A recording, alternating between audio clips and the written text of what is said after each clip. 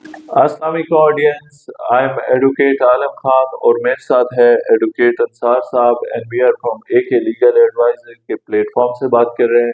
So Ansar sahab, let's have a start some topic.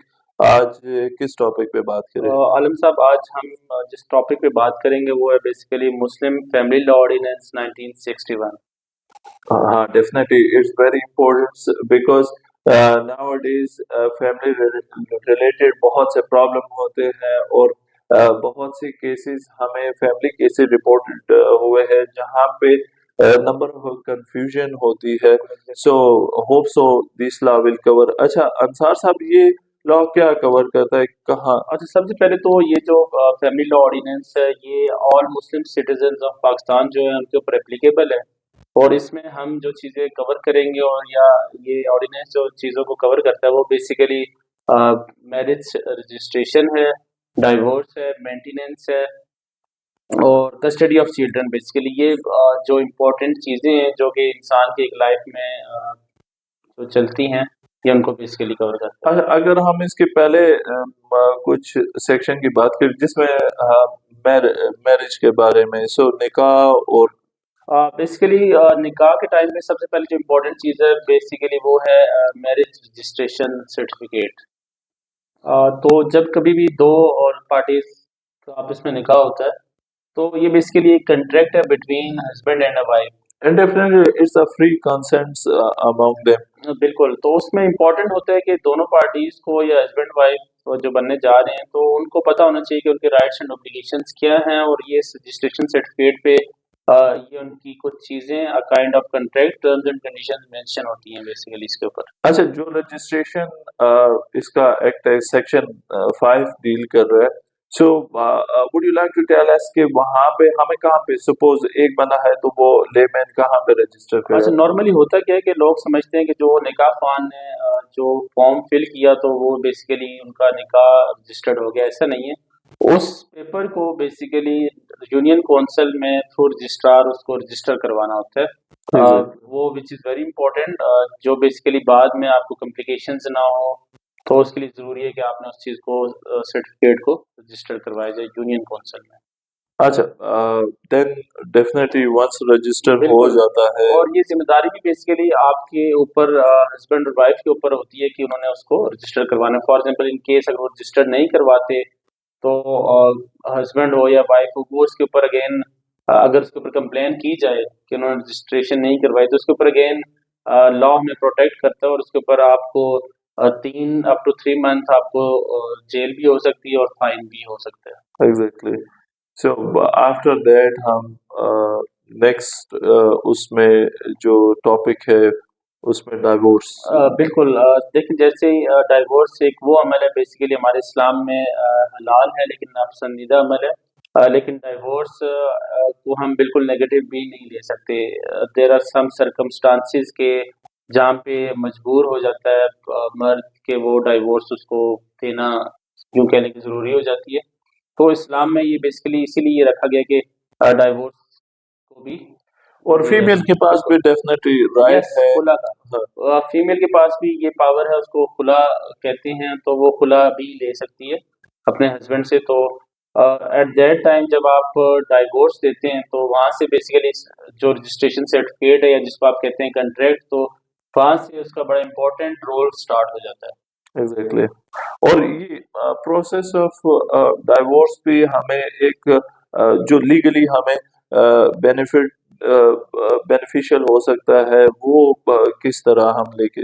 देखें जैसे ही divorce for example divorce होते हुए नॉर्मली हमारा क्या होता है कि एज पर ऐसा लीगल हम देखते हैं कि नॉर्मली केसेस या तो वाइफ कर रही होती है अपने हस्बैंड पे केस या हस्बैंड अपनी वाइफ पे केस कर रहा होता है।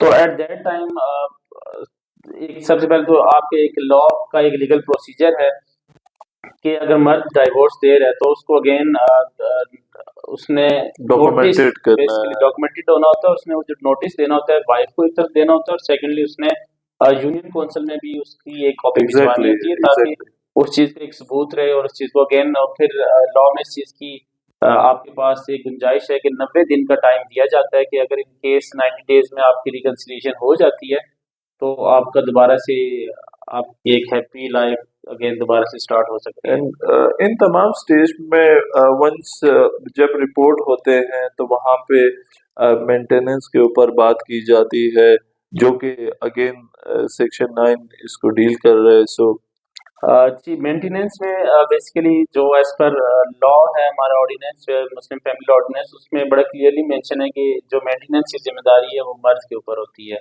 और इस्लाम में भी इसका यही हुक्म है। तो उसमें अगर इन केस अगर कोई मर्द जो है अपनी बीवी को खर्चा ना नफ़का नहीं दे रहा, तो वो अगेन एज़ पर लॉ अपना ये रिलीफ थ्रू कोर्ट जाके ले सकती है और इन केस अगर फॉर एग्ज़ाम्पल डाइवोर्स भी दे देता है वो, तो देन भी अगेन जो बच्चों की मेंटेनेंस की ज़िम्मेदारी है वो मर्द पे एप्लीकेबल होती है। अच्छा, इसमें ना जब हमारे पास केस रिपोर्ट होते हैं मेंटेनेंस के लिए, केस फाइल अप होता है, then definitely there is called interim maintenance, जिसके ऊपर हम कहते हैं कि फ्रॉम द डे फर्स्ट से ही ऑनरेबल कोर्ट होता है वो डिक्लेयर कर देता जी है। आलम साहब, जो मेंटेनेंस इंटरिम मेंटेनेंस जिसकी आप बात कर रहे हैं वो होता है बेसिकली कि जैसे ही केस स्टार्ट हुआ तो वी डोंट नो कि केस वो कितना लिंगर ऑन हो सकता है। तो एट दैट टाइम ऑब्वियसली जो आपकी वाइफ हैं या बच्चे हैं, तो वो बेसिकली खाना पीना उनका हेल्थ एजुकेशन की जिम्मेदारी आप पे तायद होती है।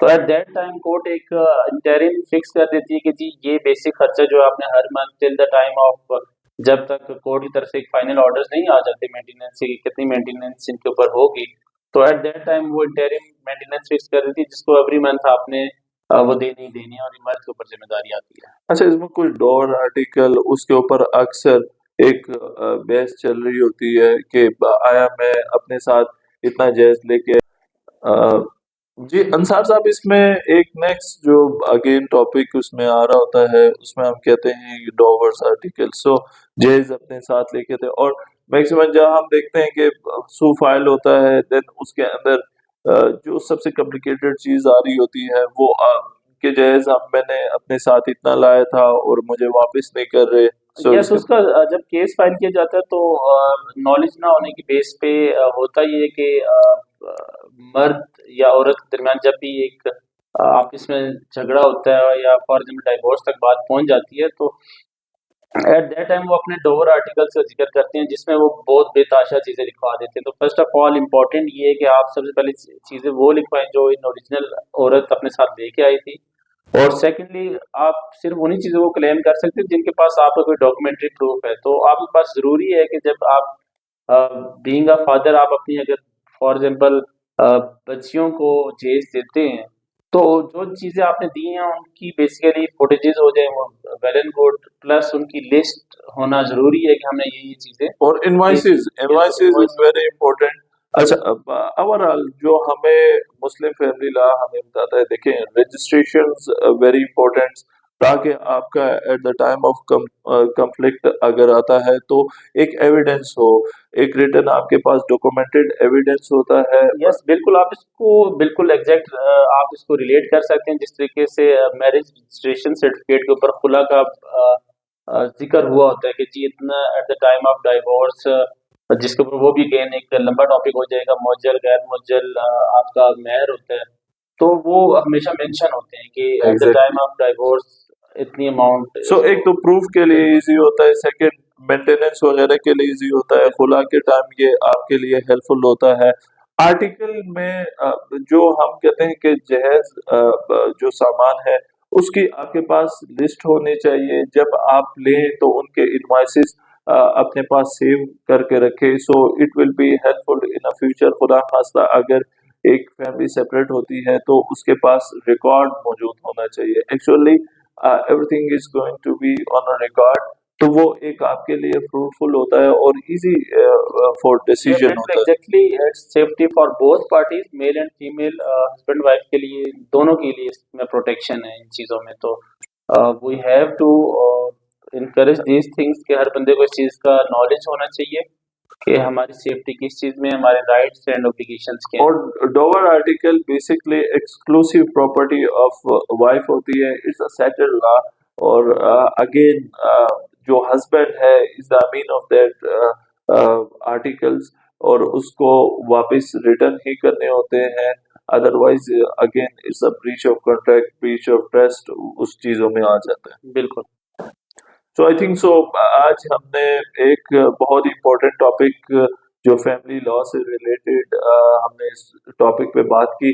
इंशाल्लाह we will met with a new topic, new knowledge इंशाल्लाह शेयरिंग होगी। Till to that take care, thank you so much. अल्लाह हाफ़िज़।